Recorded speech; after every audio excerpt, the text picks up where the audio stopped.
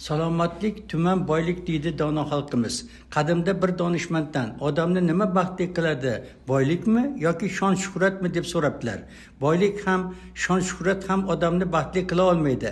Tani joni sog' gado ham har qanday boy odamdan baxtliroqdir deb javob bergan ekan u. Darhaqiqat shunday. Sog'lig'ing mazasi yo'q bo'lgan odam baxtli bo'lmaydi. Betob odamga hech qanday boylik ham tatimaydi. Ammo sihat salomat, baquvvat bo'lib yurish ko'p jihatdan odamning o'ziga bog'liq. Lekin biz salomatlikni saqlashga kam e'tibor qaratamiz. Kasal bo'lib qolganimizdagina uning ahamiyati to'g'risida fikr keladi. Holbuki odamning badani parvarishga muhtoj. Ayni paytda boshqariladigan tizim. Shu bois har bir sog'lom yashaydigan inson sog'lom turmush tarzi va madaniyati to'g'risida bilim va malakaga ega bo'lib, uni kundalik turmushda qo'llab, to'satdan o'limdan omon qolib, sog'lom va barakali umr ko'rishi mumkin. Har kim o'z badanining tabibi bo'lishi kerak degan hikmatli so'zni tez-tez takrorlanib turishi ham shu ma'noga taalluqlidir. Sog'lom turmush tarzi bu kundalik turmushni biologik va ijtimoiy qonunlar asosida tashkil etib, salomatlikni saqlash va mustahkamlashga qaratilgan turmush tarzidir. Buning uchun azizlarim, zararli odatlar haqida biroz to'xtalmoqni lozim topdim. Zararli odatlar deganda ko'pincha odamlar kashandalik, ichkilikbozlik, giyohvandlikni tushunishadi. Holbuki sog'liqqa ziyon qiladigan har qanday odat borki, ularni zararli odatlar sirasiga qo'shish mumkin. Bunday odatlarning eng ko'p shakllangan turlaridan ovqatxo'rlik, dangasalik, axloqiy tubanlik, hasadgo'ylik, jahldorlik, ifloslikka ko'nikish, tartibsiz turmush kabilarni kiritish mumkin. Sog'liqqa ziyoni jihatdan ular ham kashandalik, ichkilikbozlik, giyohvandlikdan qolishmaydilar. Aytadilar, aroq o'zi oq, ammo u burunni qizil, dilni qora, obro'ni esa pul qiladi. Yoki qoringa kirgan may ichkaridagi bema'ni so'zlarni haydab chiqaradi. Bu so'zlar keyin uni boshiga yetadi deyishadi. Shu o'rinda ichkilikka mukkasidan ketgan bir insonning so'zlarini keltirmoqchiman. Bundan 40 yil muqaddam deb so'z boshladi u. Ko'zidan yosh tinmay, 40 yildan beri yig'lab ibodat qilaman. Har yili hajga ehrom bog'layman. Buning sababi bor. Bundan 40 yil muqaddam Ramazon oyida uyga mast bo'lib kirib keldim. Shunchalar ko'p ichgan ekanmanki, oyoqda tura olmay qolibman. Zo'rg'a uyga yetib keldim. Nima deb ajrayotganimni o'zim bilmayman. Eshikni ochib hovliga kirdim. Xotinim non yopmoqchi bo'lib, tandirga o't qilayotgan ekan. Meni mast holatda ko'rib, "Voy sho'rim, Ramazonda ham ichasizmi?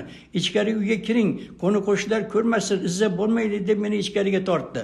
G'azabim keldi. "Qo'lingni tort, yo'qol ko'zimdan" deb baqirdim. U meni ichkariga kirgizmoqchi bo'ldi. Men uni o'lgidek do'pposladim. Qiy-chuvni eshitib onam yugurib chiqdi. Boshida namoz o'qiganda o'raydigan katta ro'moli, qo'lida tasbih. Onam qarib kichkina bo'lib qolgan. O'zi ozg'in, ro'za ichganida ozib ketgan. "Ichdingmi? Ramazonda ham ichasanmi? Yo'ldan urgan o'rtoqlaring o'lsin. Ramazonda kayf qilmay o'l" deb qarg'ay ketdi. "O'zing o'l" deb onamni shartta ko'tarib lovullab yonayotgan tandir ichiga otdim. Tandir og'zini bekitib qo'ydim. Xotinimni ichkari uyga qulflab qo'yganman. O'zimni esa uyqu elita boshladi. Ertasiga uyg'ondim. Xotinim yig'layverib ko'zi shishib ketibdi. Ustiga qora kiyim kiyib olgan. "Tinchlikmi? Nega yig'layapsan?" dedim. "Onangizni qayerdaligini bilmaysizmi?" dedi u. "Yo'q, bilmayman, onajonim. Qanilar? Aya, hu aya" deb ayam o'tirgan uy tomonga qarab baqirdim. Xayolimda onam ichkaridan turib, "Hozir bolam, 2 rakat sunnat o'qib olay, chiqaman" degandek bo'ldi. "Kecha mast holda kelib onajonimni tandirga tashladingiz. Namozxonim duoxonimni o'ldirib qo'ydingiz-ku." Yuragim urushdan to'xtagandek bo'ldi. "Yolg'on" deb qichqirib yubordim. Onam uyiga chopdim. Joy namozi soliq, Qur'oni ochiq. Demak, onam shu o'rtada. Uzoqqa ketsa Qur'onni yopib ketardi. Aya uy" dedim. Javob bo'lmadi. Tandir yoniga chopib keldim. Ne ko'z bilan ko'rayki, tandir ostida onamning ro'moli va tasbihi yotardi. Ko'rdingizmi? Aroq insonni ne kuylarga solmaydi-ya. Goh shir bo'lib naraysan, goh qush bo'lib sayraysan, goh maymundek sakraysan, goh to'ng'iz, goh xullas shakl ham, shamoil ham odamiylikdan chiqib ketadi. Chekish xavfli. Tamaki tutuni tarkibida azot, uglerod oksidi, nikotin, ishtahani qitiqlovchi va saraton kasalligini qo'zg'atuvchi kanserogen moddalar bor. Bu moddalar organizmga yotdir. Chekish qonni buzib, o'pka, jigar va yurak xastaliklariga olib keladi.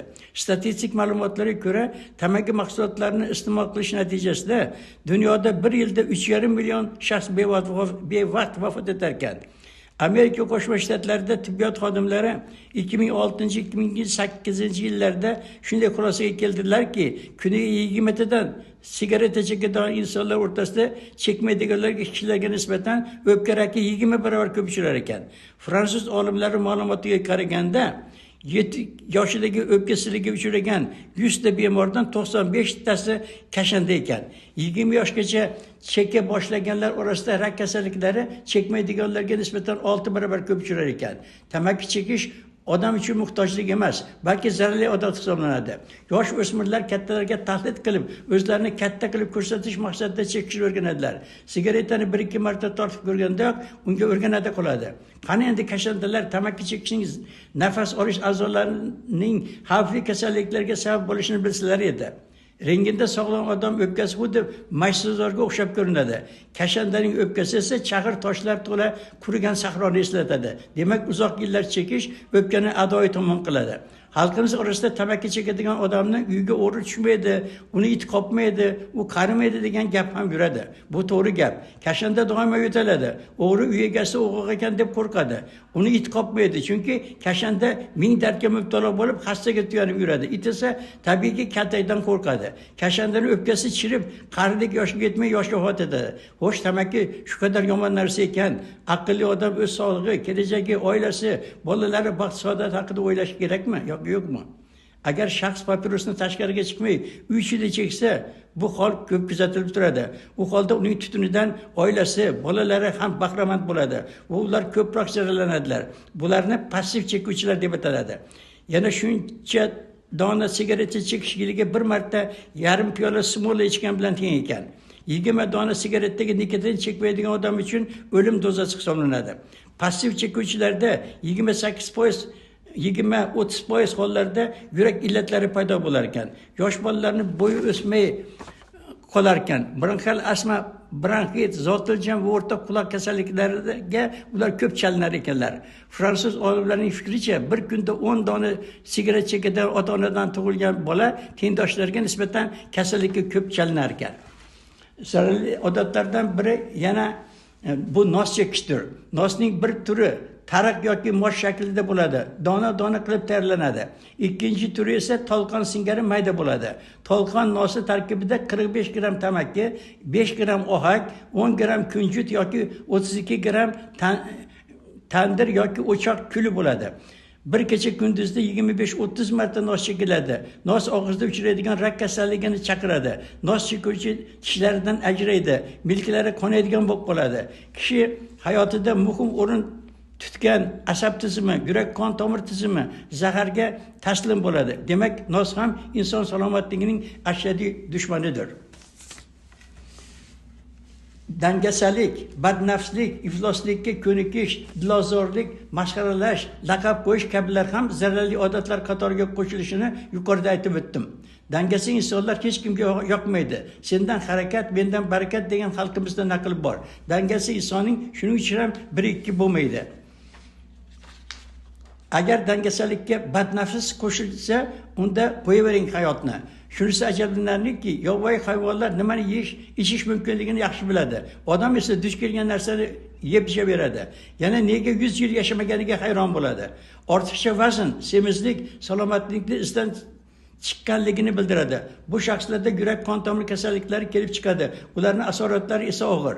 Ifloslik eng yomon odatdir. Keksalar tozalanmagan joyga jinlar uy qurib oladilar degan ertaknamo hikoyalar bilan farzandlar quloqiga bu masalaning salbiyligini uqtiradilar. Ozodalik bor joyni qutbaraka egallaydi. Hamma yoqni ozoda va orasida bo'lishi kayfiyatni ko'taradi, oilani mustahkam qiladi. Donolar bekorga uyi toza, gard yo'qmas, gard yo'qsa ham dard yo'qmas deyishadi.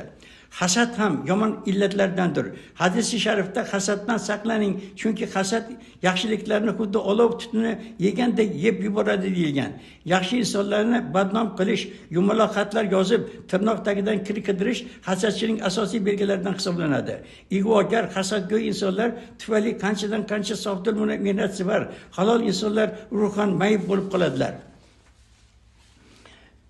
shifoxonalarda davolanayotgan qon bosimi yuqori insonlar, infarkt, insult bo'lganlar, qand va oshqozon yarasi kasalliklari bilan og'rigan bemorlar bilan suhbatlashganimizda ularning ko'pchiligi ana shunday hasadgo'y, ig'vogar insonlar tufayli jabr tortayotganliklarini aytishadi. Bunday ikkiyuzlamachi, hasadgo'y, ig'vogar, munofiq insonlarni xuddi asallariga o'xshatishadi. Chunki asallarining og'zida shakar va dilida zahari bordir. G'iybat, odamzodni masxara qilish, laqab qo'yish ham dilozorlikning asl belgilaridandir. Keyingi paytlar ba'zi bir shaxslar gunoh nima, savob nimaga e'tibor bermay, og'ziga kelganini gapiradigan bo'lib qolganidan jarohat ustiga jarohat tushirib, asab kasalliklari, yurak kasalliklari ko'payib bormoqda. Yomonlik qilish, dilozorlik, qo'pollik, tuman va ma'naviy qashshoq kishilar qurolidir.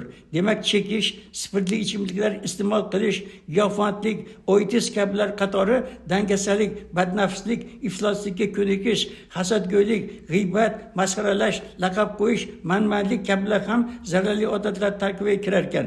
Ularni sog'lom turmush tarzidagi qora dog'lar deb qaramaslik kerak. Oxirgi paytlarda narkotik moddalarni iste'mol qilish kuchaydi. Buni sizlar gazeta, jurnal materiallardan o'qib yoki televizor, radio orqali ko'p bor xabardor bo'lyapsizlar.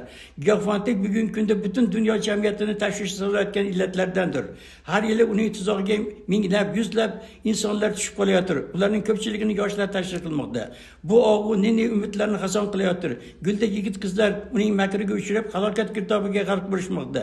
Shu balo tufayli qanchadan qancha nogiron go'daklar dunyoga kelayotir. Qanchadan qancha oilalar parchalanib ketmoqda. Turli beandisha tomoshalar, sharmsiz filmlar, qo'shiqlar yoshlarimiz ongini zaharlamoqda.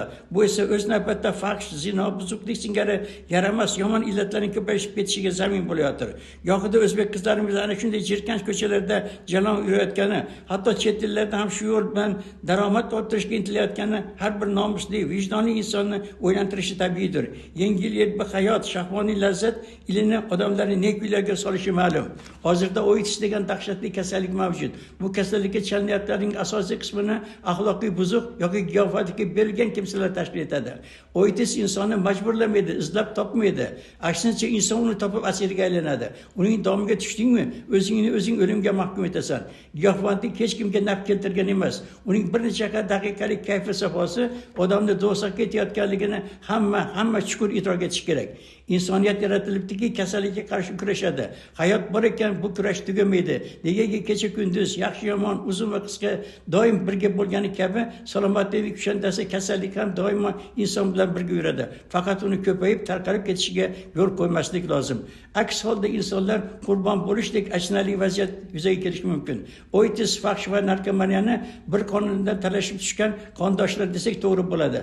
Bilish kerakki, poklik, tozalik, sog'lom turmush tarzini o'ziga shior qilib olgan insonlarga bu balolar xavf solmaydi. E'tiborlaringiz uchun rahmat.